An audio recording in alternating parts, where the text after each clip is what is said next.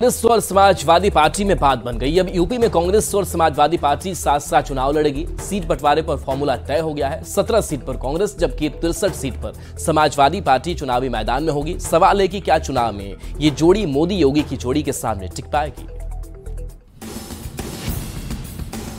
लोकसभा चुनाव को लेकर उत्तर प्रदेश में समाजवादी पार्टी और कांग्रेस के बीच बात बन गई है।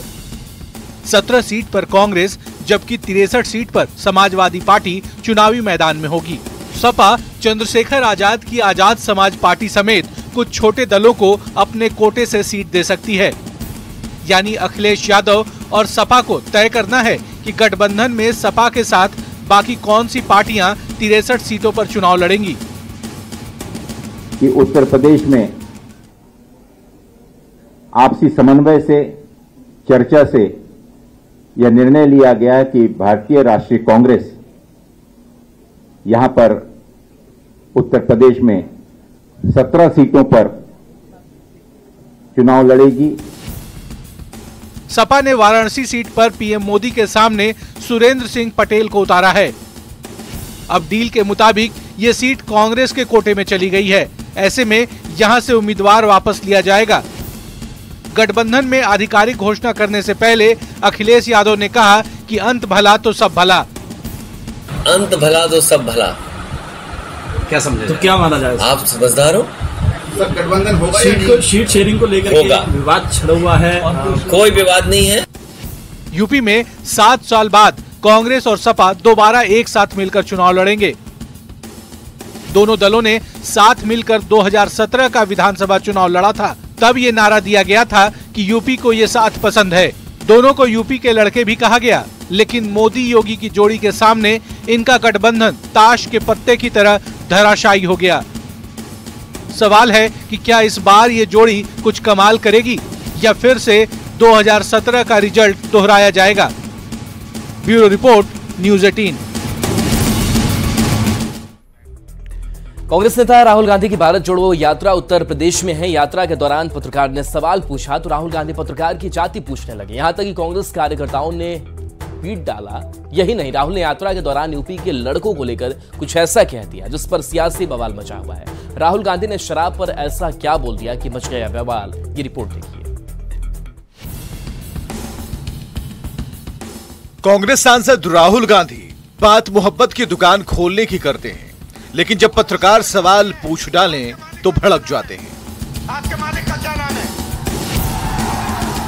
जी, राहुल गांधी की भारत जोड़ो न्याय यात्रा आजकल उत्तर प्रदेश में है। राहुल की यात्रा का एक ऐसा वीडियो सोशल मीडिया पर वायरल हो रहा है जिसने उनकी मोहब्बत की दुकान की पोल खोलकर रख दी।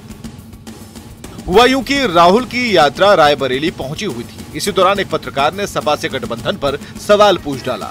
फिर क्या था, राहुल गांधी भड़क गए और लगे पत्रकार से सवाल पूछने। बताओ तुम्हारा नाम क्या है, बताओ तुम्हारी जाति क्या है, बताओ तुम्हारे मालिक का नाम क्या है। आप शिव प्रसाद जी हैं, आपके मालिक का क्या नाम है? आपके मालिक का क्या नाम है? क्या नाम है?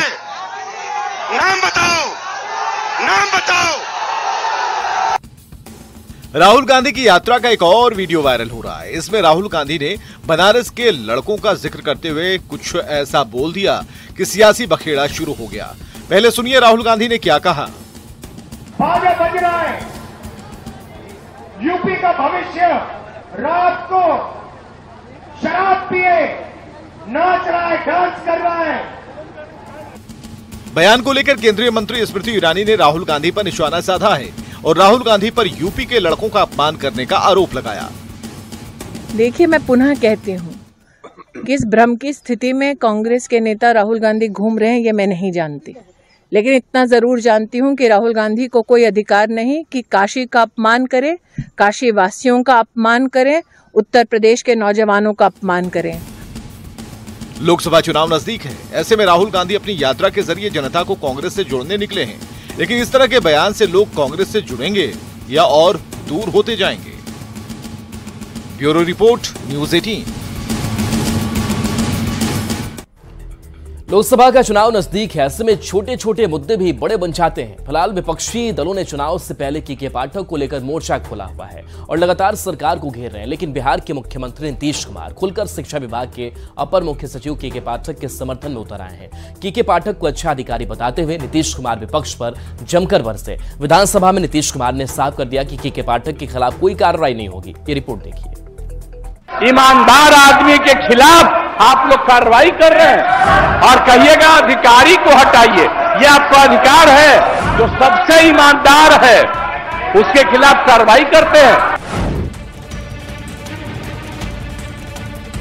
विपक्ष के तमाम आरोपों और हंगामों के बावजूद बिहार के मुख्यमंत्री नीतीश कुमार ने साफ कर दिया कि के पाठक को उनका पूरा समर्थन है। नीतीश कुमार ने शिक्षा विभाग के अपर मुख्य सचिव के पाठक को बिहार का सबसे ईमानदार अधिकारी बताया। नीतीश ने साफ कर दिया कि शिक्षा में सुधार होकर रहेगा। इसके लिए के पाठक जैसे ईमानदार अधिकारी का रहना बहुत जरूरी है। ये बिल्कुल गलत है। ईमानदार आदमी के खिलाफ आप लोग कार्रवाई कर रहे हैं। जो सबसे ईमानदार है उसके खिलाफ कार्रवाई करते हैं। ऐसे अधिकारी जो किसी का धंधा इधर उधर नहीं सुनता है और उसी के खिलाफ एक्शन लेते, बहुत गलत बात है। एक तरफ नीतीश कुमार के पाठक के समर्थन में खड़े हैं, दूसरी ओर विपक्ष लगातार के पाठक पर हमलावर है। एक पदाधिकारी शिक्षा विभाग के बड़े पदाधिकारी उनकी बात को नहीं माना, तो आज तो साफ कर दिया ना नीतीश कुमार ने। कहने से मुख्यमंत्री नाम का कोई चीज नहीं है। मैंने पहले ही कहा कि माननीय मुख्यमंत्री नाम का कोई चीज नहीं है। खुद का मजाक बनाने का, उपहास बनाने का खुद पात्र बन जाना, ये सरकार के इकबाल को दर्शाता है। आप चाहते क्या? हम ये चाहते हैं कि दो बातें, एक तो जो बात मुख्यमंत्री जी ने आज कही है उसको पाठक अक्षरशः माने, जो कल नहीं माना। के पाठक के आदेश थोड़े कड़े जरूर होते हैं, लेकिन ये सच है कि वो बिहार की शिक्षा व्यवस्था को दुरुस्त करने में लगे हैं। ये के पाठक का ही असर है कि स्कूल में समय पर शिक्षक और छात्र दोनों पहुंच रहे हैं और पठन पाठन की स्थिति भी अच्छी हुई है। तमाम विरोध के बावजूद के पाठक का समर्थन कर नीतीश कुमार ने बता दिया कि वो किसी भी हाल में बिहार की शिक्षा में सुधार चाहते हैं।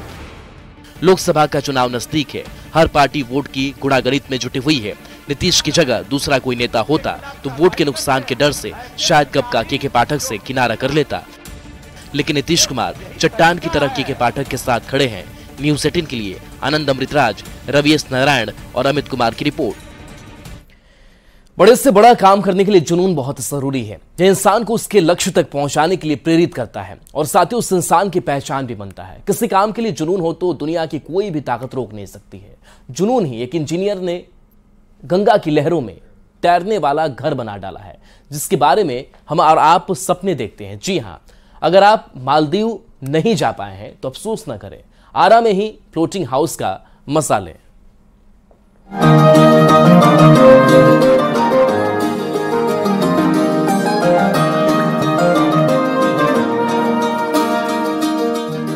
किसी ने सच ही कहा है, हर काम आसान लगने लगता है जब जुनून सिर पर सवार होता है। जिसकी बानगी ख्वाबों का ये खूबसूरत आशियाना है, इसकी चर्चा गांव से लेकर शहर तक हो रही है। जुनून की वजह से ही इस आशियाना का ख्वाब देखने वाले शख्स को एक नई पहचान मिली है, जिसका नाम प्रशांत कुमार है। जी हाँ, नदी में हिचकोले खाती लहरों के बीच दिख रहा ये सुंदर सा और आकर्षक घर प्रशांत के दिमाग की उपज ही है।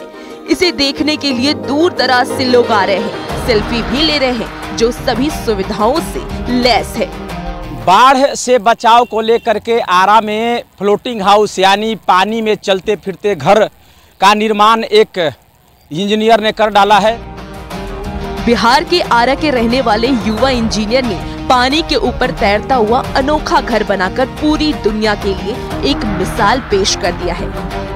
यह घर जलवायु परिवर्तन के हिसाब से बनाया गया है।